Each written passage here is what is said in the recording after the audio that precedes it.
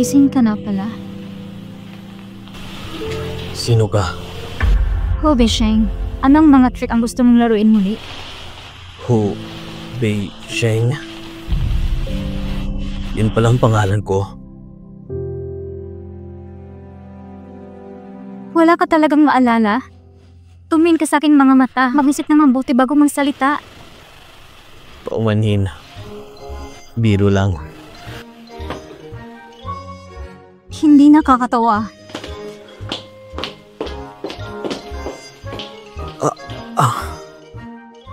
Guyancy, nagaligtas ako sa pagkakataong ito.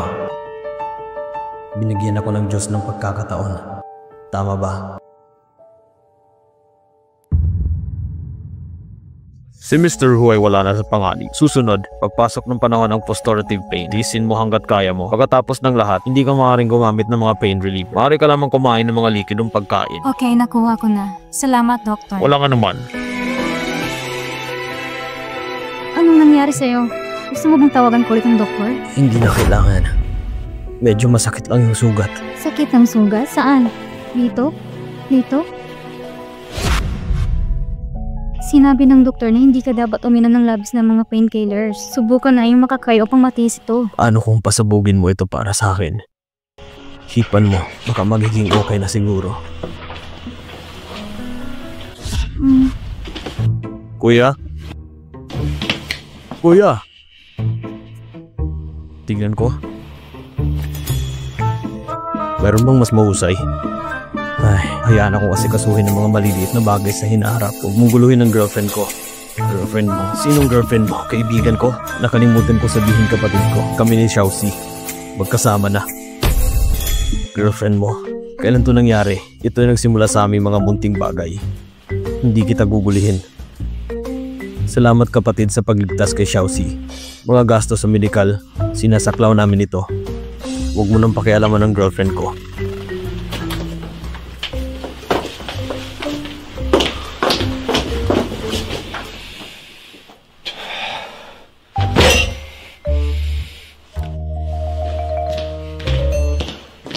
Poor Xiao, ang iyong kapatid ay hinilang mula sa linya ng buhay at kamatayan. Kailangan mo ba siyang pasiglan ng ganito? Ikaw ang aking kasintahan. Tawagin mo kong Shizu. Who Shizu? Hindi mo talaga ako gusto. Ginagamit mo lang ako para pasiglayan ng kapatid mo. Sa tingin ko, kailangan natin ito. Pumirma ng kasunduan. Panahon ng pagpapanggap na mag-asawa. Ibigay mo sa akin. Sinong nagsabing hindi kita gusto? Sino nagsabing hindi kita gusto? Inaamin ko, sa simula, gusto talaga kitang gamitin para pasiglahan ng kapatid ko. Pero nagkasundo tayo. Sa tingin ko medyo cute ka. Nagbago din ang isip ko. Pagpapasigla ng aking kapatid ay ang aking nakakakondisyon na reflex sa loob ng maraming taon. Hindi ibig sabihin na hindi kita gusto. Pero ako... Ikaw at si Ubish ngayong nakaraan. Single ka ngayon. Malaya kang makapili kahit sino. Ugulin ang natitirang bahagi ng iyong buhay kasama ka. Siyempre, hindi mo kailangan magdesisyon kaagad. Pero at least bigyan mo ako ng chance. Maaari mong isaalang-alang ito. Ako? Anong ako? Kain muna tayo.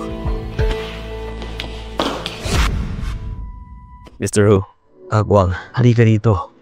Ikaw lang ang nakakarinig nilang dalawa sa labas. Anong sabi nila? Ngayon lang? Ngayon lang daw yung pangalawang young master nagtapat kay Miss Go. Anong sabi ni Guyancy? Umayag ba siya? Maaari ka lamang kumalit doon ng pagkain ngayon. Kaya na-impake ako na isang mangkok ng sopas ng manok para sa iyo. Halika.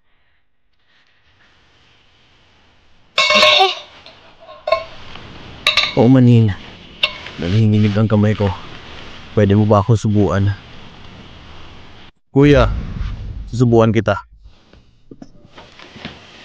Hindi ko kailangang subuan mo. Buksan ang iyong bibig. Masarap ba? Umigop muli. Hindi na kailangan. Buksan ang iyong bibig.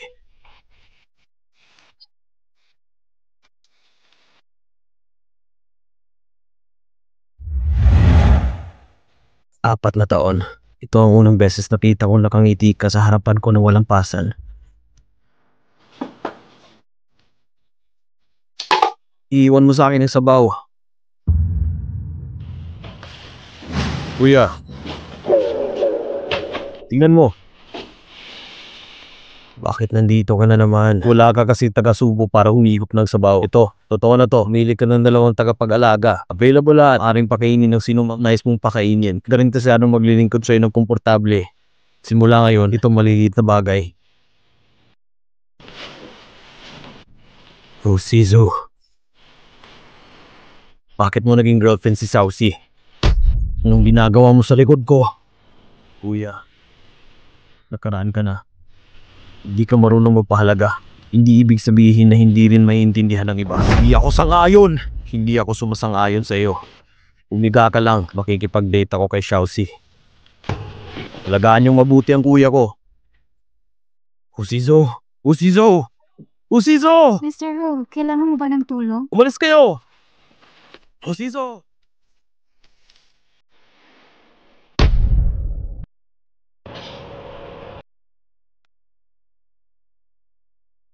Kusizu, manood mo na ng pelikula. Malapit na akong matapos ng 5 taon. Hindi na papunta sa sinehan. Kung hindi ako dila ni Hosizu dito, muntik ko nang makalimutan tungkol sa sinehan. Hosizu! Masarap mong panuorin ng pelikula. Ito ay medyo magandang panoorin. Dadalhin kita sa Nansheng sa susunod, bagong bukas na sinehan. Pwede din sa Ferris wheel. Tinatanaw ang night view ng buong lungsod. Tapos may bonfire dinner. Maaari mong panoorin paglubog ng araw sa tuktok ng bundok. Oo nga pala, kung swerte ka, makikita mo rin ang meteor shower. Napakaganda nito. Gusto mo bang makita ito? Actually, hindi mo na kailangan. Guyancy. 4 na taon na hindi mo pinalampas. Lahat ng mag-asawa na hindi pa nakaranas ng pang-araw-araw na buhay. Ako ay kaya ko ibigay sa'yo. Dapat isa lang alang ulit ako. Isang normal ng mag-asawa. Ano dapat ang itsura nito? Noong unang panahon, pinapantasyan ko na rin ito. Nag-enjoy. Sayang naman. Hindi mo kailangan magmadali sa pagsagot. Maaari mo akong suriin ng mas matagal. Kung hindi ka pa rin makukontento, kusa akong hihinto.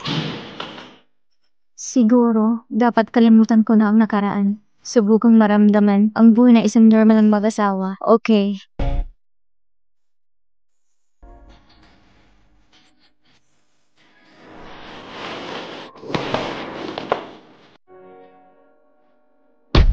Ang sabi ng doktor ay ayos ka lang. Sa ganitong paraan, malilinawan ko ang mga bagay-bagay sa iyo. Hindi na ako pupunta dito. Ingatan mo yung sarili mo. Ako, hindi pa naghihilom ang sugat sa ulo ko. Ito hindi seryoso at napakarami nakapaligid sa iyo. Inalaga ng mga tagapulingkod at tagapag-alaga. Walang dapat kabalahan. Xiaoxi. Teka lang. Mag-usap tayo. Nasabi ko lang dapat sabihin. Wala nang dapat pag-usapan pa. Hindi mo ba naiisip? Ayaw mo bang maihiganti si Bauer? Ayaw mong malaman kung sino nag-frame sa kanya? Paano mo nakilala si Bar? Ano pangalan mo?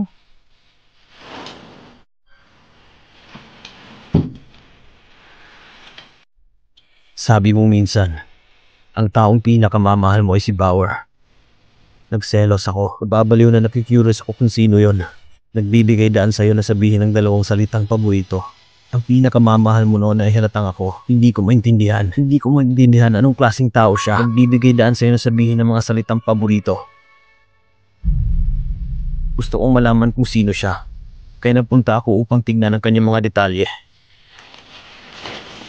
Ibig mong sabihin na sa kulungan si Bauer? Kasi siya ay na-frame? Siya ay isang mabait at maaraw na tao. Paano ito magiging illegal? Na-frame siya. Hindi ba halata ito? Anong mga kondisyon? Umalis kayo, Shizu. Manatili ka sa akin.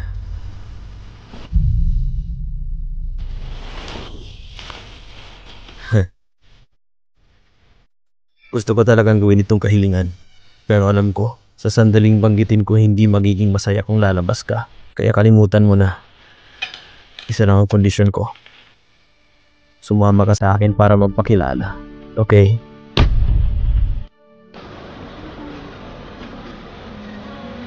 Bakit mo dinala dito?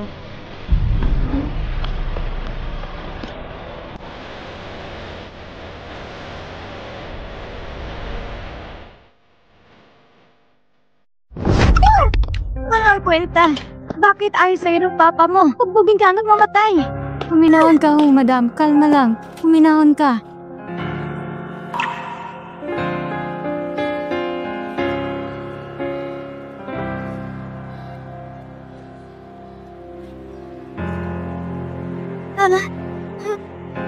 Nagkamali ako. Huwag mo akong patayin. Huwag mo akong patayin. Huwag mo akong patayin. Huwag mo akong patayin. Huwag mo akong patayin. Galing yung nanay mo? Oo. 20 taon nang nabaliw. Siya at si Hu Jinteng. Ito'y kasal sa negosyo. Minsan naisip niya, basta't kaya niyang mabigyan ng anak si Hu Jinteng, kaya niyang panatilihin ng puso. Ikaw ang batang iyon? Simula nung ako ay pinanganak, hindi pa rin madalas umuwi si Hu Jinteng. Ang ina ko, inilagay niya lahat ng kanyang mga sama ng loob kay Hu Jinteng. Inilabas niya lahat sa akin. Madalas kanyang sinaktan? Madalas akong naghihilik nung bata pa ako. Hanggang sa lumaki ako. Hindi ako lumalaban, hindi matalo.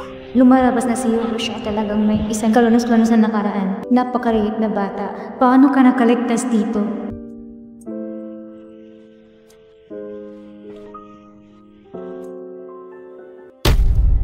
Sinasabi ko sa iyo to, hindi ko sinusubukan na makuha ang iyong simpatya. Gusto ko lang magseryoso. Gusto kong humingi ng tawad sa iyo. Guyansi, hindi pa ako nakaramdam ng pagmamahal mula nung bata pa ako. Kaya hindi ko rin maintindihan ang pag-ibig sa loob ng aking buhay. Tanging pandarampong lupigin. Maraming naidulot sa iyo na di malilimutang pinsala. Pero sa oras na ito, naiintindihan ko na ang lahat. Paumanhin. Tinatanggap ko ang iyong paghingi ng tawad. Ngunit kung gusto mo ako, kahit kalimutan mo na lang, hindi ko kaya. Ako, may pagkakataon bang gumaling? Wala na. Ang huli ng pagmamahal ay mura kaysa sa damo. Dapat alam mo ito. Paumanhin. May gagawin pa ba si Mr. Hu? Kung hindi, maaari mo mag-ibigay sa akin informasyon ni Bauer? Kaayusin ko muna. Bukas, ibibigay ko silang lahat sa'yo.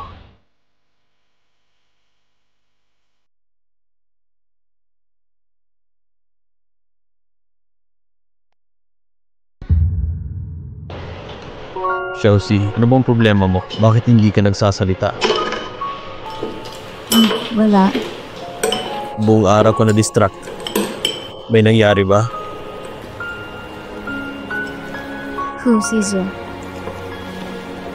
Ikaw at si Hubisho ay magkapatid. Kung ganoon, bakit galit ka sa kanya? Para lang dito. Gusto ko lang malaman. Maaari mo bang sabihin sa akin? Ikaw ang girlfriend ko ngayon.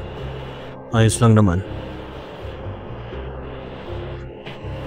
Galit ako sa kanya dahil pinatay niya ang aking ina. Ikaw na sana. Ayaw mo ba? Ito ay imposible. Hindi siya ganong tao. Paanong imposible? Nakita ito ng sarili kong mga mata. Duga ng nanay ko. May hawak siyang kutsilyo. Baka mo hindi pagkakaunawaan.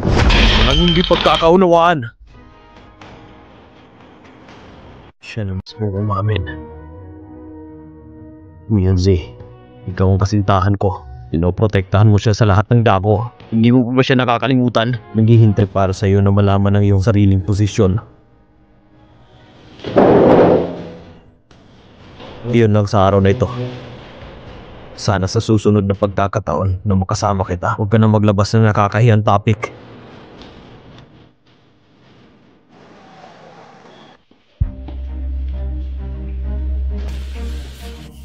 Ito ay ang lahat ng impormasyon na tungkol kay Bauer.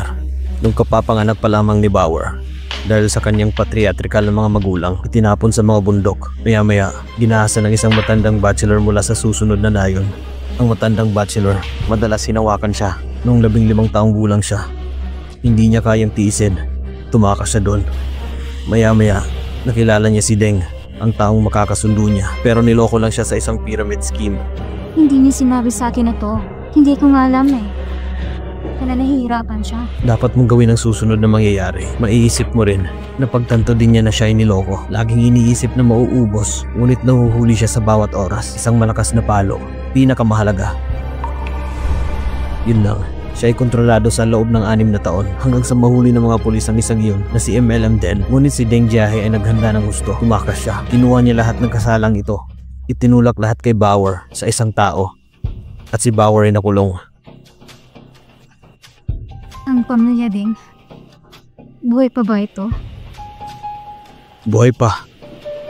Nag-invest ako at malaki ang kinita ko. Gusto kong pagiganti sa Bauer. Gusto kong pababayaran niya. Maaari ba akong tumulong?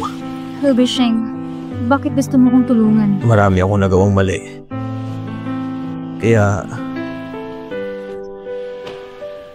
Kaya gusto kong bumawi sa'yo. Hindi ko hihilingin na suklian mo ang aking kabutihan.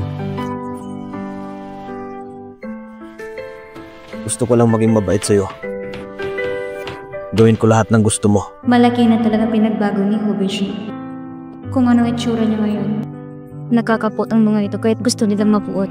Kahit tulungan mo ako, imposible mong simula ulit tayo. Alam ko, matagal na akong handa. Kaya umasa din ako sa'yo. Wala kang anumang psychological na pasanin. Mabuti, Hubisheng. Kailangan ko ng tulong mo. Handa akong gawin ang aking makakaya.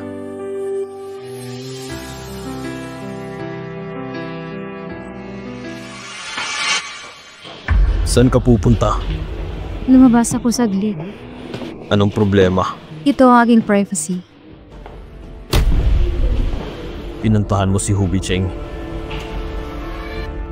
Iniligtas niya ba ang iyong buhay? Mismo na ba siya? Gusto mo bang bumalik sa kanyang mga bisig? Bitawan mo ako. Masakit ka ba? Ikaw ang aking kasintahan, pero sa likod ko nakikipagkita ka sa ibang lalaki na may katuturan. Paano mo ako naging girlfriend? Hayaan mo kung tulungan kitang ma-recall ito. Maaari ka nang umalis. Maging kalmado lang tayo.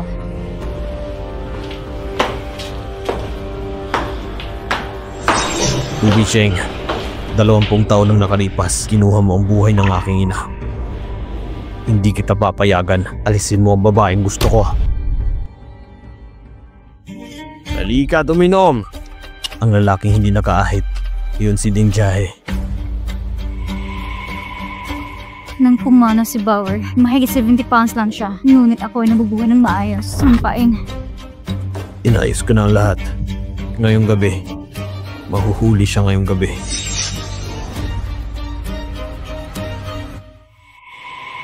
Hubisheng, hindi ba gusto mo lang gamitin ang mga gawain ni Bauer para manalo sa kanya? Ayokong makuha mo ang gusto mo.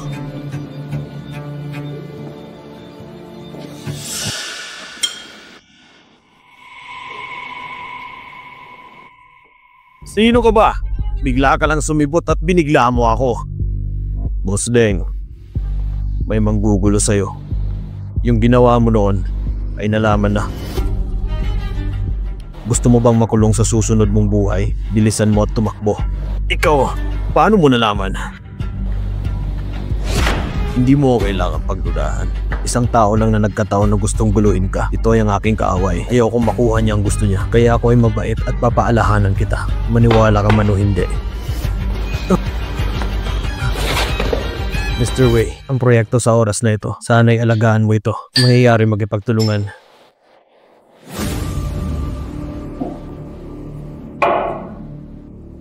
May nag-tip off. Tumakas si Deng Jiahe. Paano ito nangyari? Hindi ka masyadong tikumatao? Nagbago ang plano. Mauna na tayo.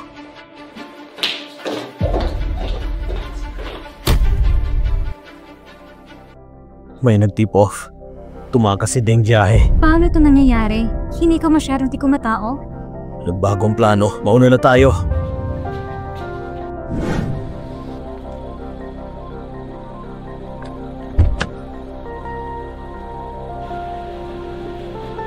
Paumanhin, ang nangyari ngayon hindi ko nagawa ng maayos. Ngunit hindi kailangan mag-alala ng lapis. Nagkipag-ugnayan ako sa mga pulis. Hinarangan na lahat ng ruta palabas ng lungsod. Si Ding Jae ay hindi makakatakas. Ilang oras na lang at mahuhuli na natin siya. Salamat. Bumalik ka muna at magpahinga ng mabuti.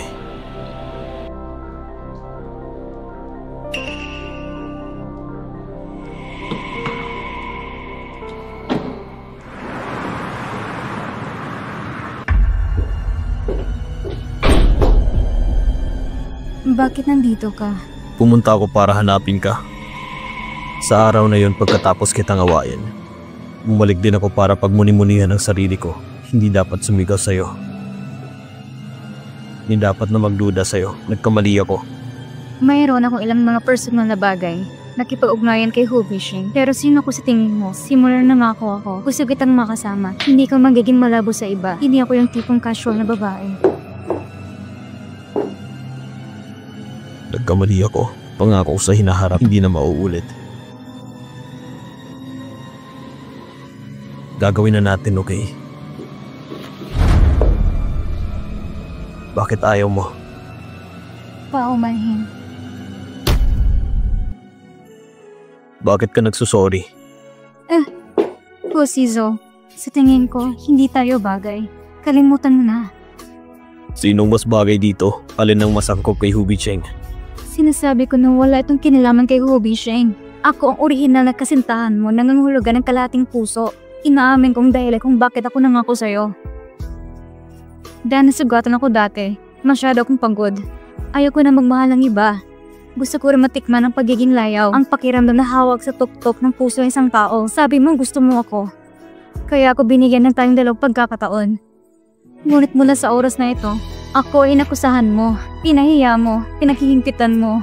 Anong pagkakaiba mo sa mata ng Hu Bishing? Bakit ako naghihirap? Iyong kahihiyan? Kung hindi ka matuto ng respeto, pagkatapos, bitawan mo na lang ako. Ang dami mong sinasabi. Walang higit pa, sa hindi ko yata kayang ikumpara sa kanya. Kahit anong isipin mo, dito nagtatapos ang relasyon natin.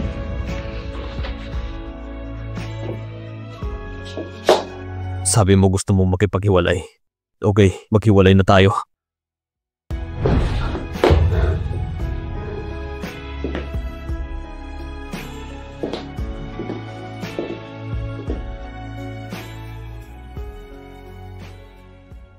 Hanapin si Ding Jae. Gusto kong pag-usapan ang pakikipagtulungan ko sa kanya. Okay, nakuha ko na. Bantayan mo siya at darating ako kaagad. Xiaoxi, nahanap na nila si Ding Jae. Ngunit para sa iyong kaligtasan, ako ang harap saglit. Ibababa muna kita. Sandali lang. Ano nangyari? Nabigo ang preno, Xiaoxi.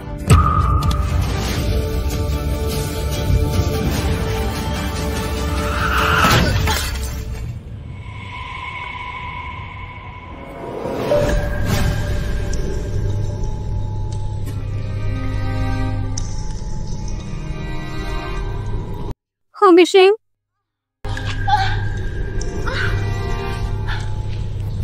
Okay ka lang? Hu Bishing? Hu Bishing? Hu Bishing?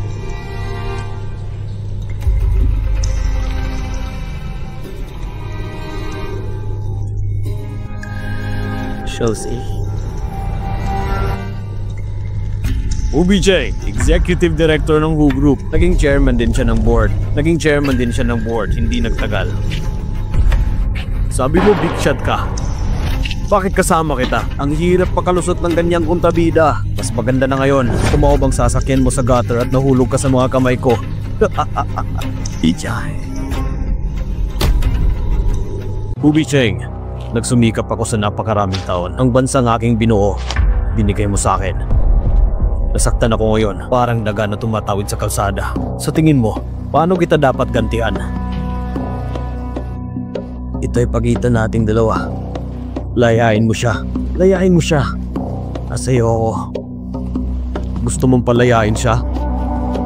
Hindi imposible. Basta kumuha ka ng 10 stick sa akin. Isipin mo kung papalayain siya. Hindi. Hu Bishing, huwag kang pumayag sa kanya. Okay. Hindi mo may papangako sa kanya. Anong ginagawa nyo? Palayaan nyo siya! Chelsea. Ayos lang. Binugbog na ako simula nung pagkabata ko. 10 sticks ay wala ito sa akin.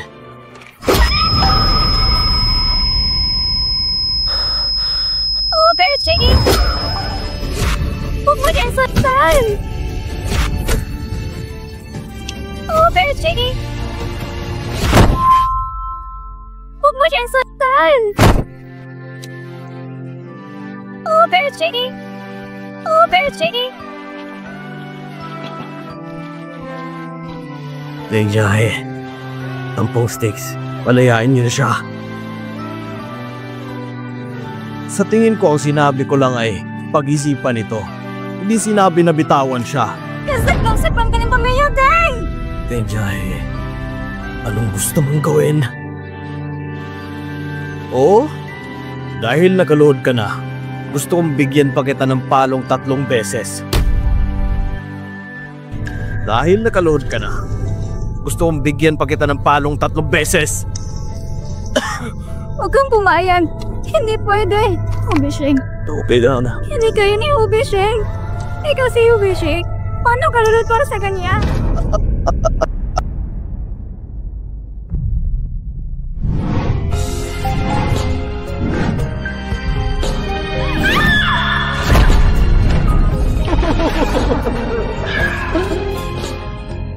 Bagamat ako si Hubisheng, pero sa harap ng babaeng mahal ko, ito lang akong ordinaryong tao.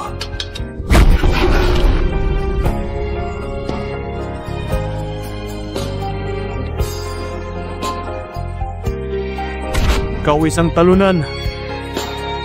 Nakakatamad talaga.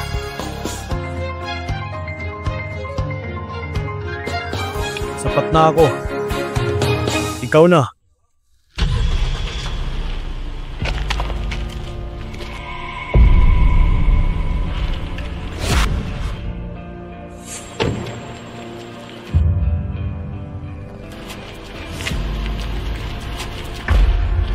Jose. Ako ito. Paano? Hindi mo akalain na mabuting tao ako. Bakit? Gusto mong malaman kung bakit? Hanggang sa puntong ito. Posibleng kaya iniwan mo ko dahil kay Hubisheng. Ang resultang ito ay nakatadhana. Siguro ito'y dahil hindi mo siya kayang bitawan. Tapos ngayon, nasa harap ko na siya. Papatayin ko siya.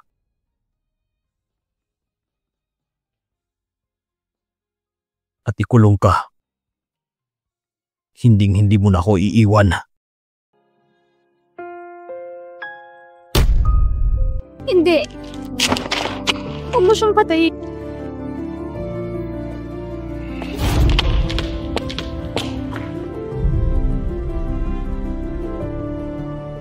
Hubisheng, 20 taon nang nakalipas, kinuha mo ang buhay ng aking ina.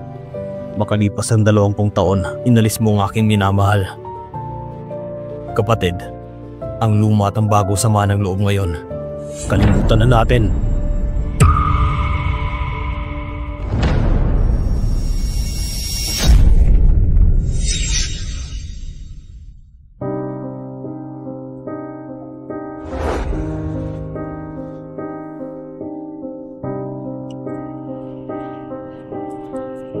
Hubishing. Salamat sa pagpapayag mo sa akin. Makita na malinaw yung sariling puso. Palagi mahal kita.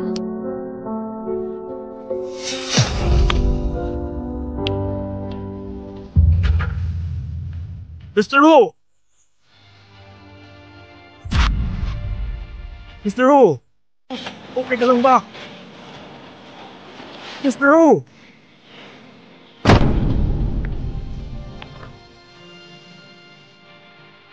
Pangalawang young master.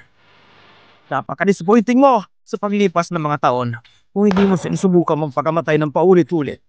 Si Mr. Ho, hindi ka pakakawalan. Ipapakulong kita, Mr. Ho, Shizu. Ngayon, gamitin mo ang buta at pag-isipan ito. Tignan mo si Mr. Ho ng ganito. Parang hindi siya kumatay sa iyong ina, ang mamamatay tao. Ang dokumentong ito ay ang dating chairman. Kinuha ito mula sa pag-aaral. Tingnan mo ito ng mabuti sa iyong sarili. Naniwala ka man o hindi. Mr. Wu!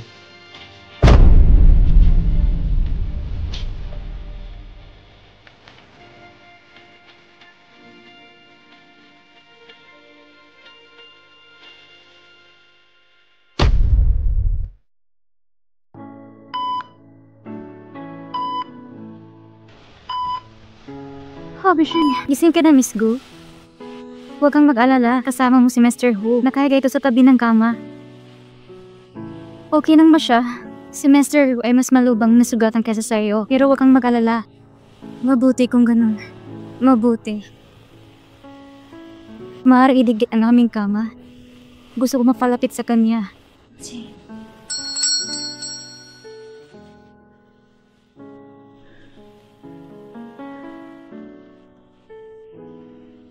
Chelsea. Hu Bisheng, gising ka na. Nananaginip ba ako? Sa panaginip lang, sobrang lapit mo sa akin. Nararamdaman mo ba? Oo. Iyong kamay.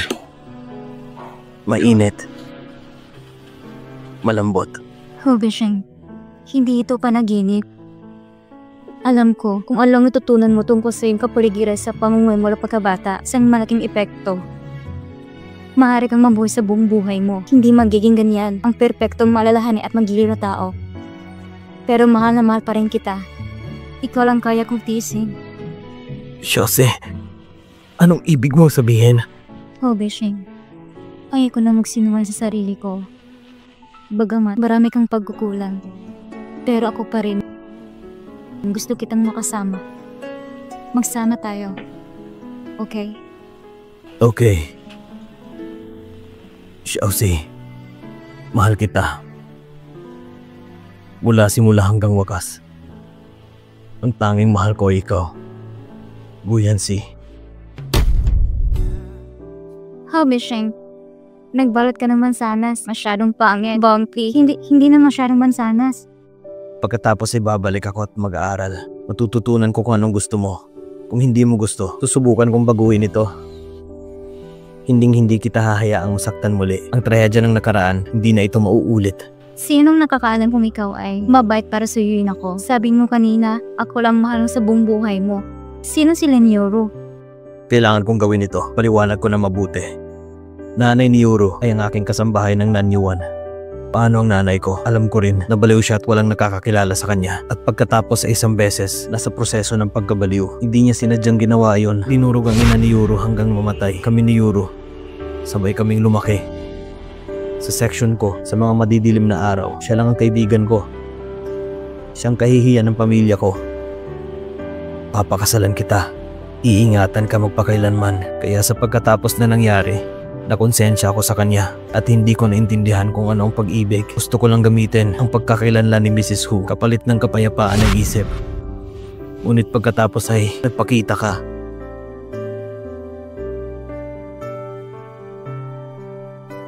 Hello, Mr. Hu. Ako si Guyansi. Na-attract ako sa'yo. Ngunit hindi ako naglakas loob na aminin ito. Marami din akong sinabi. Ang daming salitang nakakasakit sa'yo.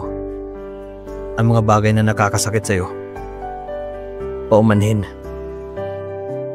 Tapos na ang lahat. Mr. Hu, ang kaso ng kidnapping ngayon, bumaba ng hatol. Gusto kang makita ng pangalawang young master.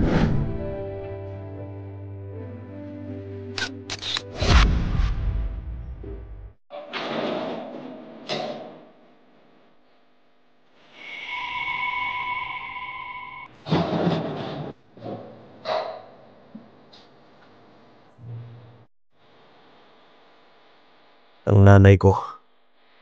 Hindi mo talaga siya pinatay. Ang file ng matanda. Hindi mo ba nakita? Bakit niya tinagong katotohanan? Bakit niya sinabing pinatay mo? Kasi isa siyang baliw. Sinaktan niya ang sarili niya. Hayaan ang lahat na samahan siya sa sakit. Malinaw na alam niya ang totoo. Pero nagsinungaling siya sa'yo. Sa uli, niloko niya pa ang sarili niya. Hindi ba't katawa-tawa? Hindi ko talaga alam na ganito pala ang totoo. Sana. Sabagay, oras ng nanay mo, pinakawalan mo ako. Kaya, saka lamang natamo ang paghihiganti ng kidnapper. Ipinapalagay ko ang sitwasyon na ito. Kaya nito mga taon, ganong pasensya ko sa'yo. Pero yun lang, utang ko ang mga account sa pagitan mo, ina at anak, nabayaran na. Basta ingatan mo ang sarili mo.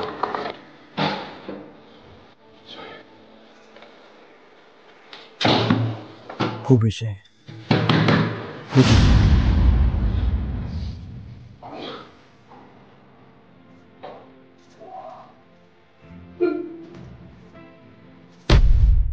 Napakaganda ni Miss Go. Oh, para ka Mr. Who. Ikaw ang pinakamahalagang tao sa aking career na nakita ko. Ang pinakamagandang brand. Napakaganda. This is who. Handa ka na ba? Nag-makeup lang ako. Gusto kitang halikan. Malupit talaga si Mrs. Hu. Hindi pa ako kasal. Nakilala na kita para sa nagtitirang bahagi ng aking buhay. Paano? Nagsisisi ka? Paano ito mangyayari? Ikaw ang aking masipag at hiniling. Nilagay ko at itinuring iyong sarili bilang fairy. Huli na para bayaran ito. Mahal na mga bisita, maganda na kayo. Papasok na magandang bride.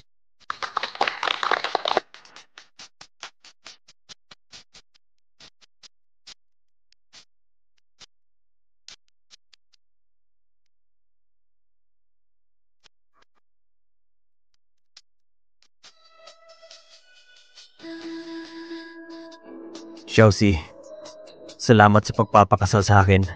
Tayo minsan naranasan ng sobra. Masyadong maraming nakiligtaan. Siguradong doble ang pagmamahal ko sa iyo. Ikaw ang gandang pala mula sa langit, aking kayamanan. Maghihintay ako sa buong buhay ko para patunayan ang determinasyon kong mahalin ka.